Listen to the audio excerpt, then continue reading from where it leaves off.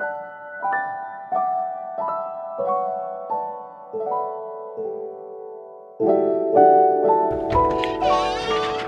mother? I'm filming. Oh, sorry. Did you see the door sign? No. There's a sign on the door. Okay, thanks. Come in, what do you want? Say hello to everybody. Hi. Hello. Where are you going? Oh, you're going. Nothing much. I just wanted to mention you did like half of the folding in the laundry basket. I folded all your laundry. I folded You did? it all. It's folded, Maxwell. Yeah. Say thank you, Mom, for doing my laundry. Thank you, Mom. But the bottom didn't look like it was. Oh, maybe. Folded like it was still like it was just like thrown in there. Oh, excuse me. Excuse me. All right. Okay, goodbye. Like I'm not. Okay, goodbye. I'm not throwing hate at you. Good. It's just observations. Okay, thank you. Bye. The top half magically got folded. It did magically get folded. It was that magic basket. I lifted that towel, so like, wait a minute, nothing. Why is Oh no, the towel's not. Somebody put that towel. Bye, Maxwell. Did somebody put that towel there to hide the unfolded stuff? Maxwell, goodbye. Okay. Bye. Bye. Bye. Good morning, everybody. My sign's not working. My sign is not working. It says, I am filming. I am being professional. Hi, everybody. This is Jean from Truelove Quilts for You. I'm not sewing today. I'm doing some things, but I was just going through yesterday some old photographs. I think as you get older, you get nostalgic. Do you guys find that? Like, it's like, oh, where are my little children? I don't have children anymore. Because I don't have children. And it's weird for us because we had 10 children. We had 10 little children. And now we don't have children. I mean, that sounds so weird, but you guys know what I mean, right? And I was looking through some old photographs and I came upon a picture.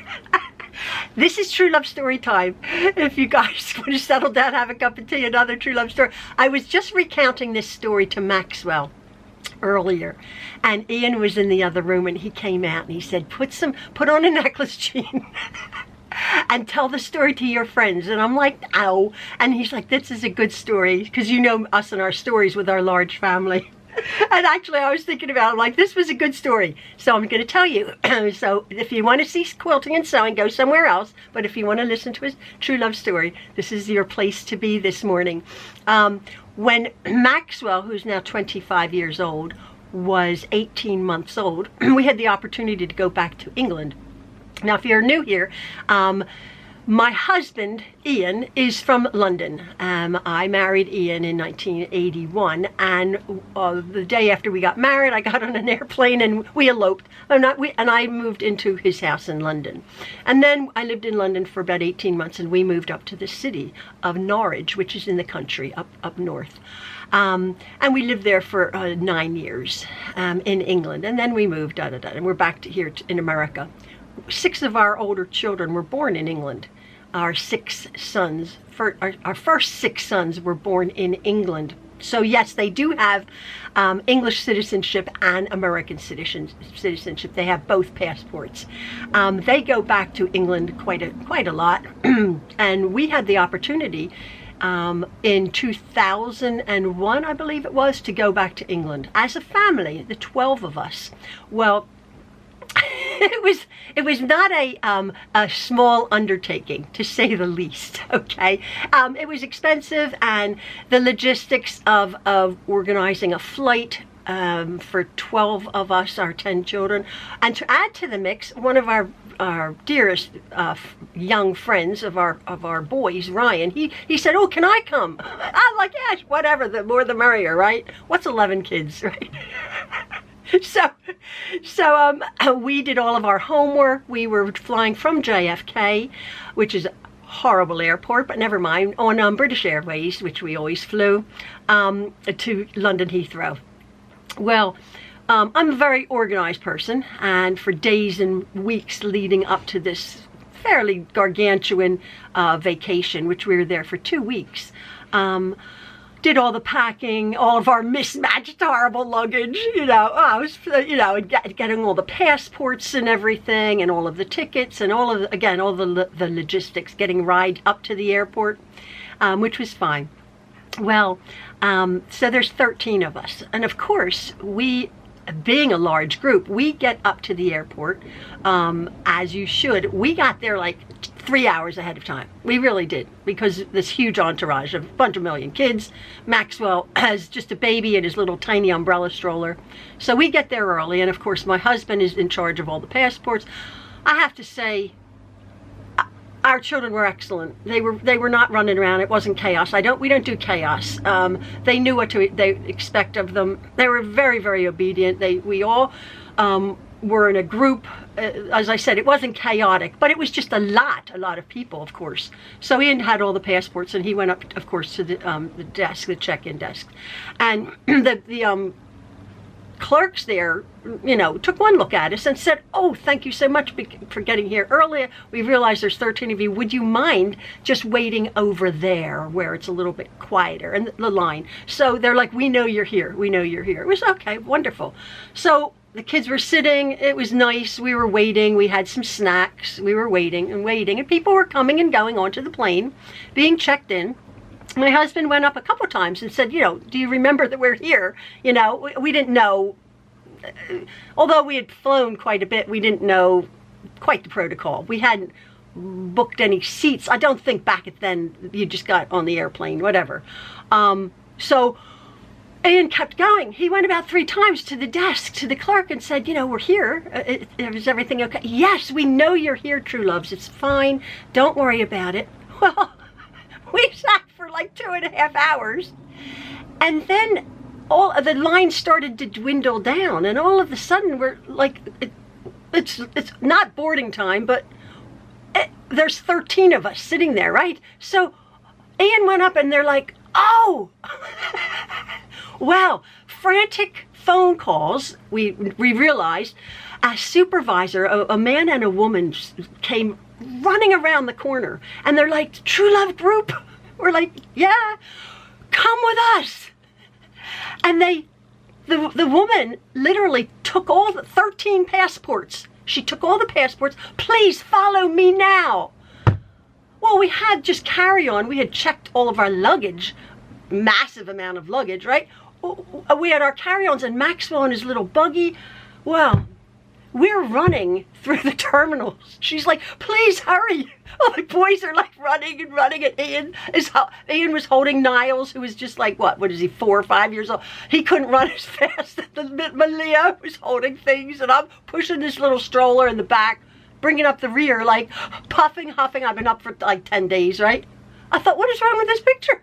So we're literally running through the terminal, one gate that following, and I was like getting winded, and I thought, what is happening? This is terrible. We were here 3 hours ahead of time. This should not be happening. Well, that gets to the point where it's not like passport control. You've done that, but the woman had the passports through a security thing, and she just held up the passports to these agents. She's like, "They're cleared." They hadn't stamped the right passports or anything. So we're running right through the gate, and we're finally in the what is it, like the stairwell ramp before you get to the door of the plane. So running down this tunnel. 13 of us, right? And there's the door of the aircraft, big aircraft, of course. And these like 4 stewardesses are standing there saying, "Oh, Trueloves, we're waiting for you." And that just made me boil. Like, we've been here, and they apologize. They're like, "We are so sorry." Well, 13 of us were standing there. I'm unfolding Maxwell, taking baby. He was being a good boy. Our children were so good. Kudos, I'm telling you, they were such sweet children. Well, there's 13, well, there weren't, but there were like odd seats. There's not 13 seats together. There's a seat there. There's a seat there. There's a seat in the back of the plane. There may be 2 seats there. Well, I'm at the back, and I was so fed up, and I was on the verge of tears. I thought, all my organizing and all my, you know, trying to keep these children and everything in order, and it's chaotic and not 1 second our fault, right? So Ian had Niles, our number 9 son, and did he have, no, he didn't have Malay. He just had Niles. He just had the baby. They found 2 seats for Ian and Niles, right? I have the baby. And our number 1, Luke, was in the back. Our daughter, Malia, was sitting between 2 guys. I just remember her disappearing into the bowels of the plane. And maybe 2 of our boys were here, and one of our boys was there. And I just was thinking, and then Ryan and I were, who looks like a true love, our friend Ryan, who was 13 at the time. There was about 3 or 4 kids to sort out in the opening through the plane, and everybody's looking at us like we're the circus in town. It was so embarrassing. And she said, "Is it Mrs. Truelove?" I'm standing there next to Ryan, and she said, "You're Mrs. Truelove." She said, "We're ever so sorry." She said, "We'd have 1 seat in first class." And Ryan goes, "Oh, I'll take it." And she said, "No, you won't. Mrs. Truelove, you come with me." Well, I had Maxwell in my hands, and I like, "Here, Ian, you can take the kid." I'm like, "Thank you." So she parted the curtain, and I'm led into the first class lounge. I immediately was given a hot cloth to wipe my face and a glass of champagne. And I thought, I mean, I am a really good mother, right? But I'm thinking, they're not going anywhere. Like, I'm like, I deserve this. And she sort of said, "We're so sorry." They admitted they got it wrong. Well, for the first and only time in my life, I flew first class. First class, like really bougie first class. I had food made for me. I realized, oh my goodness, this is, if you have money, I mean, you know, usually I'm back there in the back, the last seat near the toilet, right? Well, I think that's what some of our kids were.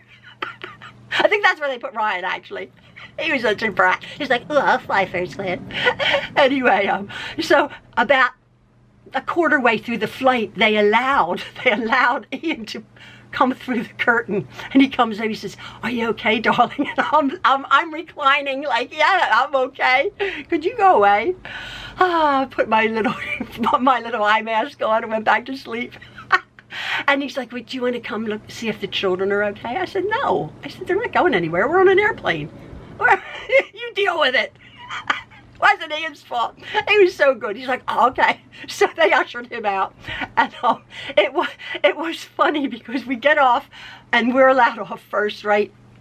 And all of the children, they did allow. We met up with the kids. Well, here, I think Luke and Justin were between 2 girls, and they were drinking. They're only teenagers, right? They were drinking little things, and one of the kids was playing poker with one of the seatmate. Well, Malia, she was what, 7? Not even, maybe.